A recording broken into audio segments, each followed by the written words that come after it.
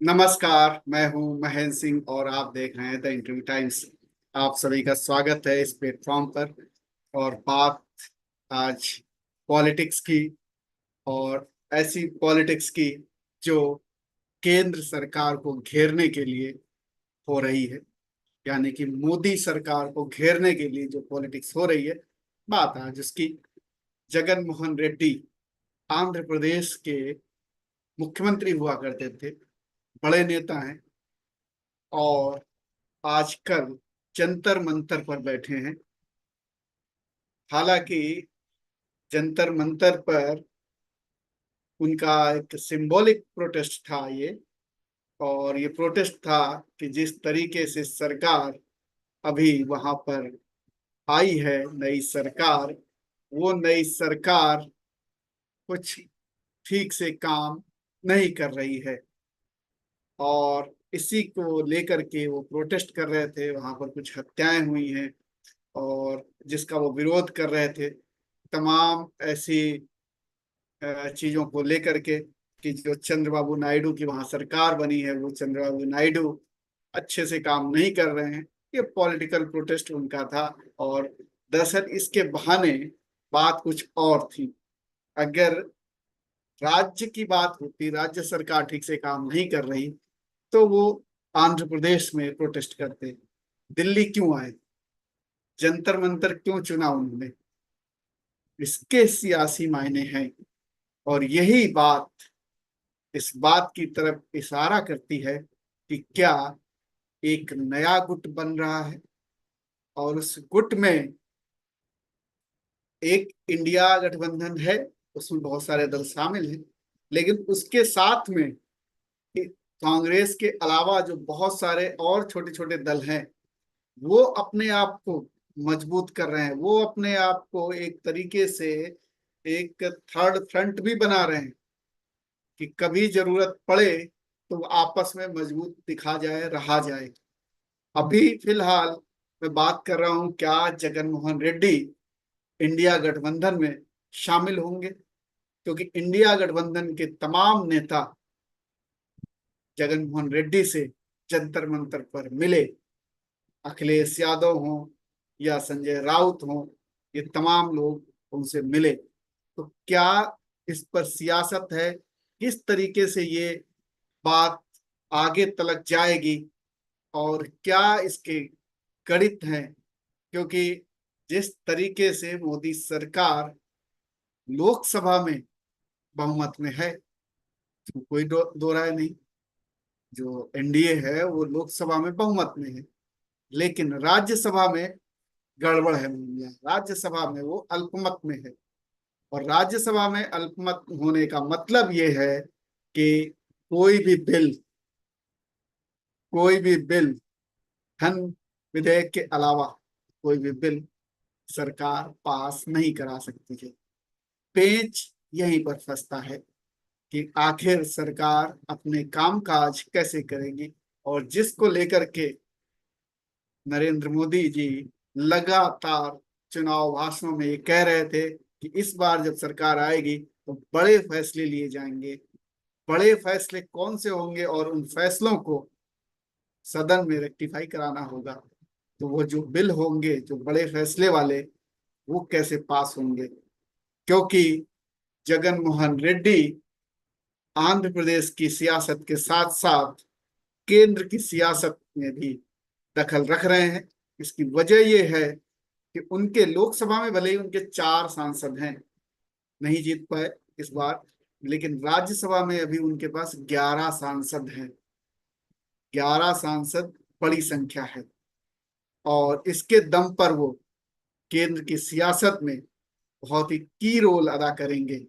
और यही वजह है कि अखिलेश यादव हों या फिर संजय राउत हों, ये लोग, या फिर राम गोपाल यादव हों, ये लोग जगन रेड्डी से जाके मिले, और उनसे उनके कॉज पे, जिसलिए वो वहां पर आंदोलन कर रहे हैं, जिस वजह से उन्होंने वहां पर प्रोटेस्ट किया, उसका उन्होंने समर्थन किया। वो बहुत ही लोकल पॉलिटिक्स का मसला है, जिसको लेकर के वो यहाँ पर प्रोटेस्ट कर रहे हैं। असल में बड़ी बात यह है कि ये लोग मिल रहे हैं, और केंद्र की सियासत में जगन मोहन रेड्डी ने जो एंट्री मारी है, उसकी बात ज्यादा मायने रखती है। और इसीलिए जब ये दो बड़े नेता और अखिलेश यादव आजकल बहुत तेजी से मीडिया के भी चहेते बन रहे हैं, बहुत तेजी से, जब से वो इतनी सारी सीटें जीत के आए हैं, वो सेंटर पॉइंट बन गए हैं। बहुत जितना कांग्रेस को प्रचार प्रसार मिल रहा है, उससे कहीं ज्यादा अखिलेश यादव लाइमलाइट में है। और अखिलेश यादव खुद और राम गोपाल यादव, उनके चाचा, उन दोनों लोगों ने मुलाकात की है जगन मोहन रेड्डी से। तो एक बात तो ये भी है कि इंडिया गठबंधन के ये दोनों नेता हैं, संजय राउत भी इंडिया गठबंधन के नेता होने के साथ साथ पीडीए की बात भी करते हैं ये लोग। और एक ऐसा, वो ऐसी गोलबंदी कर रहे हैं ये लोग, ऐसी लामबंदी कर रहे हैं, ऐसा एक गठबंधन बना रहे हैं जिससे कि गैर कांग्रेसी और गैर भाजपाई दल, जो छोटे छोटे दल हैं, वो भी एकजुट रहें, जिससे कि इनकी जो पॉलिटिक्स है उस पे कोई खतरा ना रहे, और ये एकजुट रहें जिससे कि बड़ी पार्टियों से वो बार्गेन कर सकें या उनको अपनी शर्तों पर आगे बढ़ने के लिए मजबूर करें। तो अब राज्यसभा का गणित समझिए, राज्यसभा के गणित से ही जगन मोहन रेड्डी की जो पॉलिटिक्स है, जो इम्पोर्टेंस है, जो उनको इस तरीके से भाव मिलेगा और मिल रहा है, वो ये है कि 11 सांसद उनके पास हैं राज्यसभा में। लोकसभा में 4 सांसद हैं। अब राज्यसभा का गणित ये समझिए कि टोटल सीटें जो 245 हैं, उसमें से 19 सीटें खाली हैं। 19 सीटें खाली होने से जो मामला है वो गड़बड़ा जाता है। मौजूदा समय में 226 सांसद हैं, और इस 226 सांसदों में एनडीए के पास 101 है, और बहुमत का आंकड़ा होता है 114, यानी कि 13 सीटें कम है। अब वो 13 सीटें कहाँ से आएंगी? दो दल थे जिनसे बड़ी उम्मीद थी बीजेपी को, लेकिन दोनों दल सत्ता से बाहर हो गए, और वो उसका कारण बनी बीजेपी। उड़ीसा में बीजू जनता दल सत्ता से बाहर हो गया, और यहाँ पर वाईएसआर रेड्डी सत्ता से बाहर हो गए। वाईएसआरसीपी जो दल है जगन मोहन रेड्डी का, वो सत्ता से बाहर हो गया। अब ये दोनों लोग किस प्रकार से बीजेपी का साथ देंगे, क्योंकि बहुमत का आंकड़ा है 114। बीजेपी, एनडीए पूरा जो मिला के 101 है, बीजेपी के पास 86 है, एनडीए के पास 101 है, बहुमत से दूर है। अगर ये 11 सीटें जगन मोहन रेड्डी की उनको मिल जाती, 11 सीटों का समर्थन, तो एनडीए के पास हो जाती 112। और अगर बीजू जनता दल बीजेडी के 9 सांसद हैं राज्यसभा में, वो मिल जाते तो बहुत आसानी से बिल पास हो जाते। अब अगर वाईएसआरसीपी यानी जगन मोहन रेड्डी की पार्टी समर्थन ना दे और बीजू जनता दल समर्थन दे दे, नवीन पटनायक की पार्टी, 9 सीटें हैं उनके पास, तो भी बहुमत नहीं हो रहा। 114 सीटें बीजेपी एनडीए गठबंधन के पास नहीं हो रही हैं, जो बहुमत के लिए आंकड़ा चाहिए वो बहुमत नहीं होगा, क्योंकि 101 और 9 सीटें 110 होंगी, एक 4 सीटें फिर भी कम रह जाएंगी। तो इसलिए ये दोनों दलों का साथ में समर्थन बीजेपी के लिए बहुत जरूरी है, और वो समर्थन उन्हें मिलता हुआ दिख नहीं रहा है। इनमें से कोई भी एक दल इंडिया गठबंधन का अगर सहयोग कर देगा तो बीजेपी का हर बिल राज्यसभा में गिर जाएगा, और राज्यसभा में अगर बिल गिरेगा तो सरकार कामकाज नहीं कर पाएगी। और इसलिए ये एक बड़ा राजनीतिक तौर पर, सियासी तौर पर बड़ी कोशिशें हो रही हैं कि ये दोनों दल इंडिया गठबंधन के पार्ट बन जाएं। अगर ये दोनों दल इंडिया गठबंधन के पार्ट बन जाते हैं तो बीजेपी को केंद्र में जब पार्लियामेंट चलाएंगे, कोई भी बिल पास कराने में नाक को चने चबाना पड़ेगा, क्योंकि तब इंडिया गठबंधन के पास बीजेपी का जो गठबंधन है एनडीए, उससे ज्यादा सीटें हो जाएंगी। अभी जो है मौजूदा समय में जो इंडिया गठबंधन है उसके पास अभी कम सीटें हैं, केवल 87 सीटें हैं, लेकिन अगर ये दोनों दल शामिल हो जाते हैं तो 20 सीटें और बढ़ जाएंगी। 87 अगर आप में 20 सीटें जोड़ देते हैं तो 107 हो जाएंगी, और एनडीए के पास 101 है।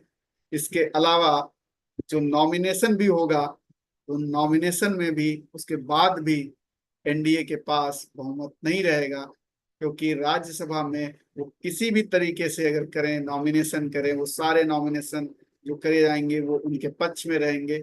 लेकिन जो सीटें और खाली हैं, उन सीटों पर बीजेपी पूरी की पूरी जीत की आ नहीं पाएगी। तो जब जीत कर आ नहीं पाएगी पूरी की पूरी सीटें, इस तरीके का गणित है, तमाम राज्यों से चुन के आना है, तो वहां से उतनी सीटें अब बीजेपी को नहीं मिलनी है। इस प्रकार से बीजेपी को जरूरत हर वक्त रहेगी बिल पास कराने के लिए कि या तो जगन मोहन रेड्डी साथ दें और बीजू जनता दल साथ दे, ये दोनों दल साथ दें तभी, या फिर इंडिया गठबंधन का कोई ऐसा दल हो जिसको अपने साथ ये ले आए, जिसके पास सीटें हों, मुद्दों के आधारित वो अगर अपना दे सकें। लेकिन ऐसा लगता नहीं, जिस तरीके से इंडिया गठबंधन संसद में इंटैक्ट है, जिस तरीके से वो घेर रहे हैं सरकारों को, तो इस बार बड़ी मुश्किल होने वाली है। और इसलिए जगन मोहन रेड्डी और नवीन पटनायक बहुत महत्वपूर्ण है। अगर इंडिया गठबंधन इन दोनों दलों को अपने साथ शामिल कर लेता है, तो फिर बीजेपी के लिए, मोदी सरकार के लिए सरकार चलाना बहुत मुश्किल हो जाएगा। और इस बार का ये गणित आने वाले समय में देखने को मिलेगा कि किस तरीके से सरकार को अपने वश में रखता है, सरकार को अपनी जो नीतियां हैं या अपने जो मुद्दे हैं उन पर सरकार को घेर के लाता है कि आप बात करिए जन सरोकारों की, या जिन मुद्दों पर इंडिया गठबंधन सरकार को घेर सकता है उन मुद्दों पर सरकार को घेरेगा। और उम्मीद है कि अपनी बात मनवाने में भी कामयाब होगा, क्योंकि राज्यसभा में सरकार के पास बहुमत नहीं है। और इसलिए फ्लोर मैनेजमेंट कितना करेंगे, ये देखने वाली बात होगी। आप क्या सोचते हैं, जगन मोहन रेड्डी और नवीन पटनायक इंडिया गठबंधन में शामिल होंगे या नहीं होंगे, या इंडिया गठबंधन को बाहर से ही मुद्दों के आधारित समर्थन देते रहेंगे, या फिर मोदी सरकार के साथ डील करेंगे और उस डील के एवज में मोदी सरकार को राज्यसभा में बिल पास कराने में मदद करते रहेंगे। क्या सोचते हैं आप, हमें बताइए कमेंट करके। आपने इतना समय, कीमती समय निकाल कर आपने हमारी बातों को सुना, इसके लिए आपका बहुत बहुत आभार। अगर आप नए हैं तो इस चैनल को सब्सक्राइब कर लीजिए, आपके पास नोटिफिकेशन आ जाएगा जब भी कोई नया वीडियो आएगा। फिलहाल ये वीडियो देखने के लिए आपका शुक्रिया। नमस्कार।